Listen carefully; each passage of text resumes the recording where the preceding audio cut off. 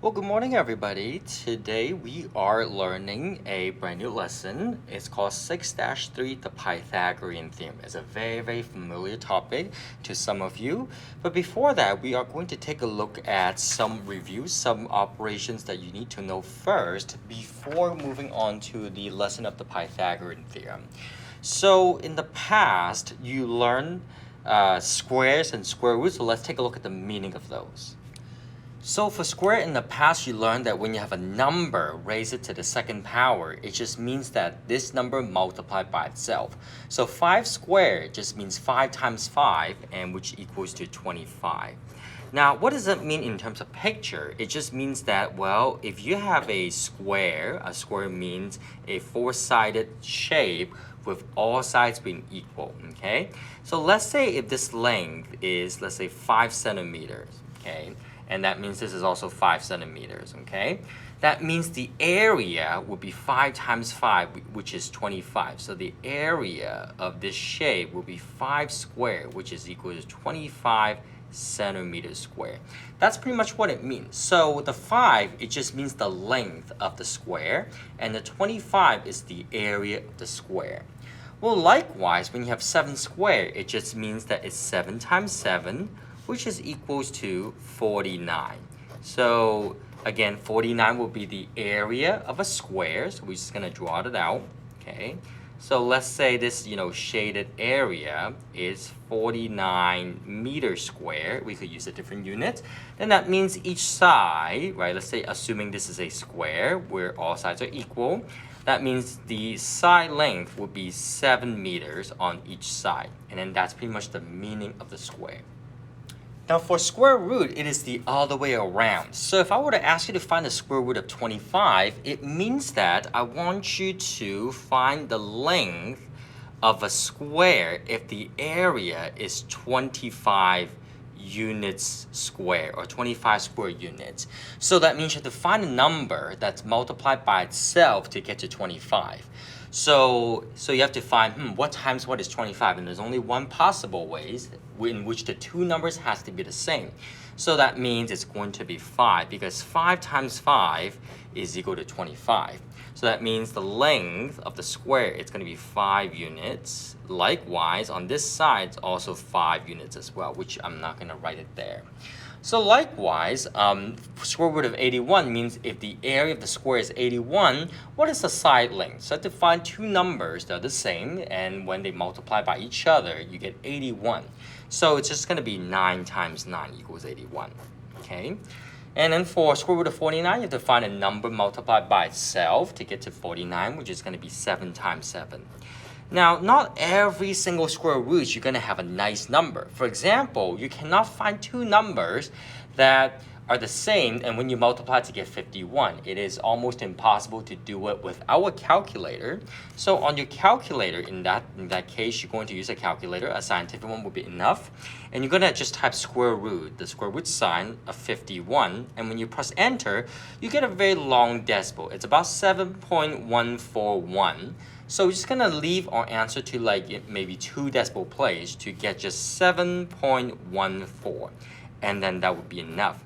Now, another way that you could check your answer is that you know that 7 times 7 is 49.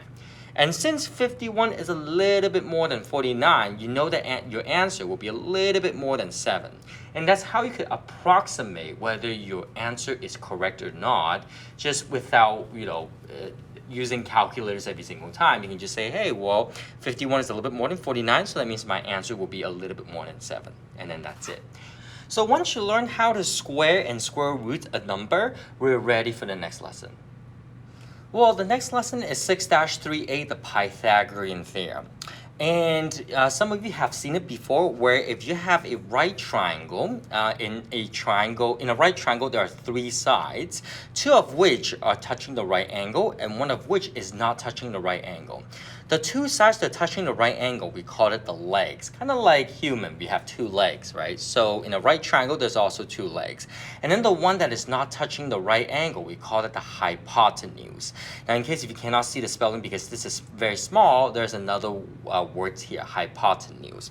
So in a right triangle, there is a formula for you to find out the length of each side in a right triangle. So the formula is in a right triangle with legs A and B, we're going to call it A and B, and the hypotenuse we always label it as C. Then this formula will hold. A squared plus B squared equals C squared.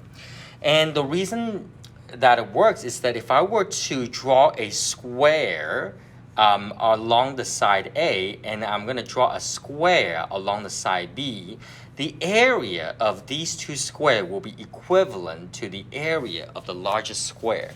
Now, of course, it's kind of hard to believe that, so I'm going to just move to this paper right here. In this paper, you see that, well, this is a right triangle.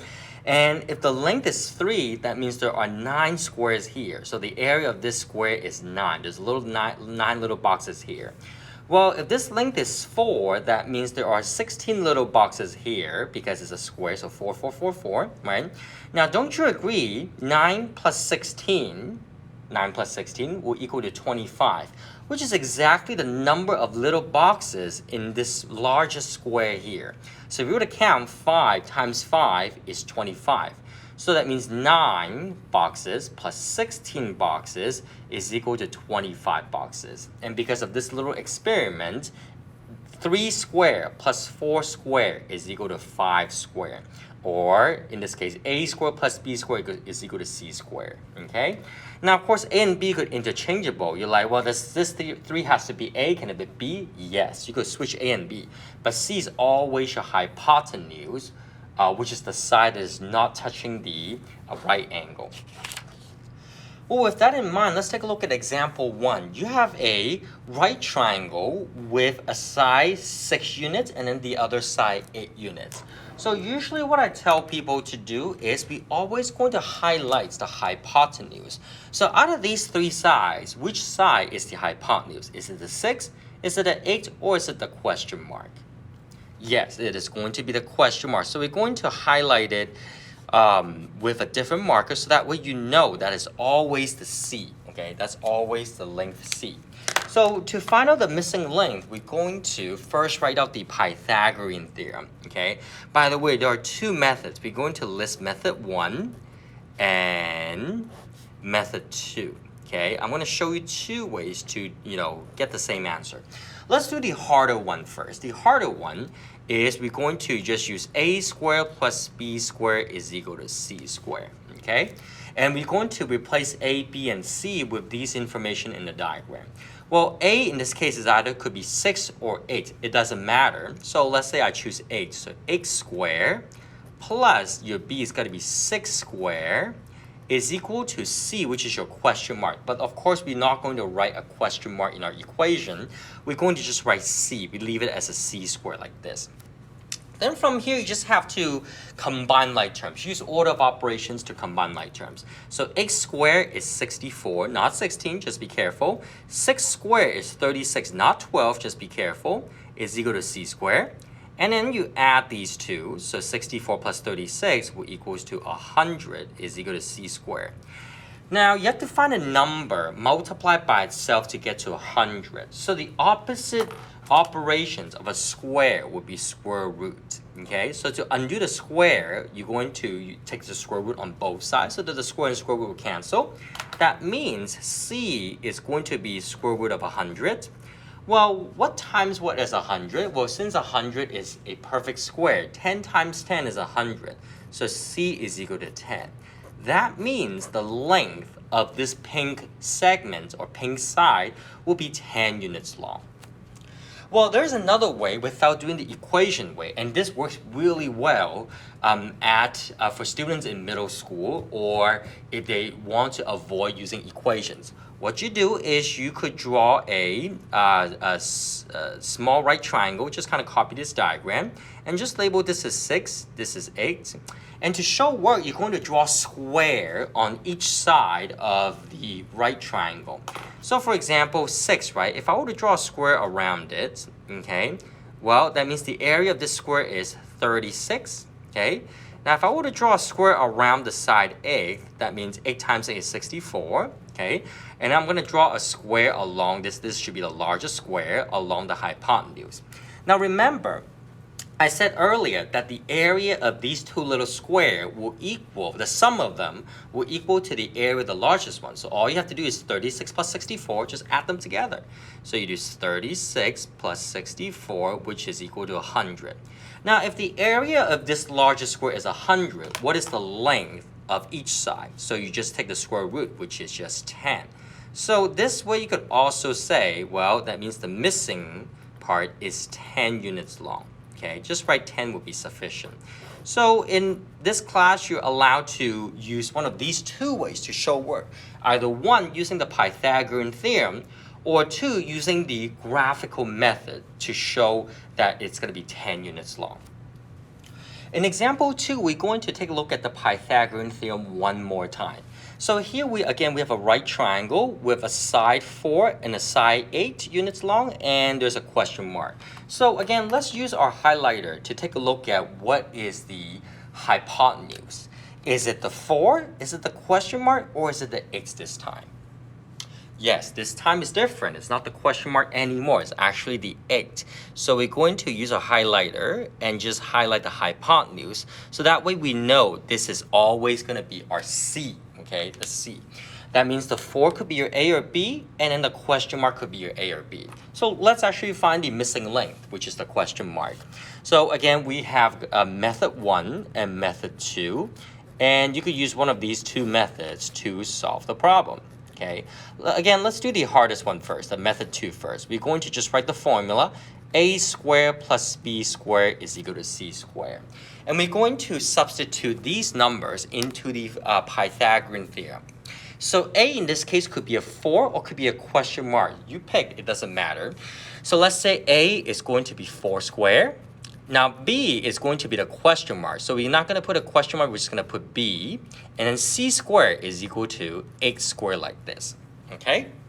So we're going to, the next step is we're going to simplify, we're going to square the numbers. This 4 squared is 16, not 8, just be careful. Plus B squared is equal to 64.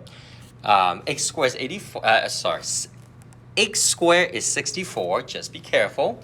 It's not 16, but it's 64. Then from here, remember to solve an equation. If you want to isolate the variable, you're going to subtract any numbers by itself or get rid of them, either by adding or subtracting. Now, since the 16 is positive, we're going to do the opposite operations, which is negative. So you're going to minus 16 on both sides like this. Okay. So these 16s cancel, so you're left with B squared is equal to 64 minus 16 is 48, okay? Now to find what is B, to find what number multiplied by itself to get to 48, I take the square root on each side so that the square and square root cancel. So B would be square root of 48. Now, 48 is not a perfect square, so we're not able to find a whole number that multiplied by itself to get 48. So in this case, we need our calculators. We're going to just turn it on, and we're going to find what is the square root of 48. Well, you're going to get a decimal, but we're going to round it to 2 decimal places. So it's going to be 6.93 because after the 2, there's an 8, and it's more than 5. So you're going to round to 6.93. So B would be 6.93 units long. Okay, and that would be the length of the other leg. Now, just an observation, your hypotenuse is always the longest side in the right triangle. The pink side is always the longest side. So if you do some math and you notice that the pink side is somehow shorter than any of those two legs, then something's wrong, and you have to go back to check your answer, okay? Now, let's try the other method. Remember, we could use our graphical way to do the Pythagorean theorem. So let's actually draw a right triangle. It doesn't have to be this way. Just going to label one of the leg 4 and the hypotenuse 8. And we're going to draw a square on each side of a right triangle. So 4 squared is 16, okay? And then now I'm running out of space here, so I'm just going to draw like a partial square, but you know there's a square there. So 8 times 8 is 64, okay? Now you notice that this last square is smaller than this square that has an area of 64, so you don't add this time. So you know that this is the largest one, so you're going to find 16 plus what number is 64. So in this case, you're going to subtract 64 minus 16 is equal to 48, right? And then to find the side length, again, you take the square root of 48, just like this part right here. So that's how you get, well, this side right here is 6.93, okay? And then that's how you get the same answer anyway. In example 3, we're going to work backwards. So the converse of the Pythagorean theorem works too. So all it says is that if a triangle satisfies the equation a squared plus b squared equals c squared, then the triangle is a right triangle. So here's a question. Is a triangle with lengths 5, 12, and 13 a right triangle? Yes or no? And you have to show work to answer that question. It's going to be very easy to show work. All you have to do is to list them. First, you write the Pythagorean theorem. A squared plus b squared is equal to c squared. Then you have to figure out, well, which number is going to be your a, which of these numbers is going to be your b, and which of these is going to be your c. Remember, c is always your largest number. So c has to be 13. And then your 5 and 12 are your a and b. So all you have to do is just to plug it in. A is 5 squared. B is 12, so 12 squared, is equal to c, which is going to be 13, and you're going to square that. All you have to do is just to check, is the left side equals to the right side? So let's take a look at that. So 5 squared is 25, 12 squared, if you use a calculator, is 144, and 13 squared is 169, okay? Then you're going to add 25 plus 144. Well, if you add them, you get 169 is equal to 169. So if you see that, if you use a Pythagorean theorem, and you see that the two sides of the equations are equal, that means it's going to be a right triangle. So since they're equal, it's going to be, yes, it's a right triangle. Okay. So you're going to answer that in a very, very short, complete sentence, right? It's a right triangle. Let's take a look at the other example, because at the bottom there's another question. It says, what about a triangle with lengths 6, 7, and 3? Is that going to be a right triangle or not a right triangle? So we're going to do the same thing here. Well, first you're going to write the Pythagorean theorem. So it's going to be a squared plus b squared is equal to c squared. Now, out of the three numbers 6, 7, and 3, which one of these numbers is going to be your c? Go ahead and find the largest number, and it's going to be 7. So I know that the c has to be 7, so 7 squared, and then the rest is going to be 3 and 6. So with 3 squared plus 6 squared, okay? Go ahead and square all the numbers on your own. So 3 squared is going to be 9, 6 squared is 36, and then 7 squared is 49.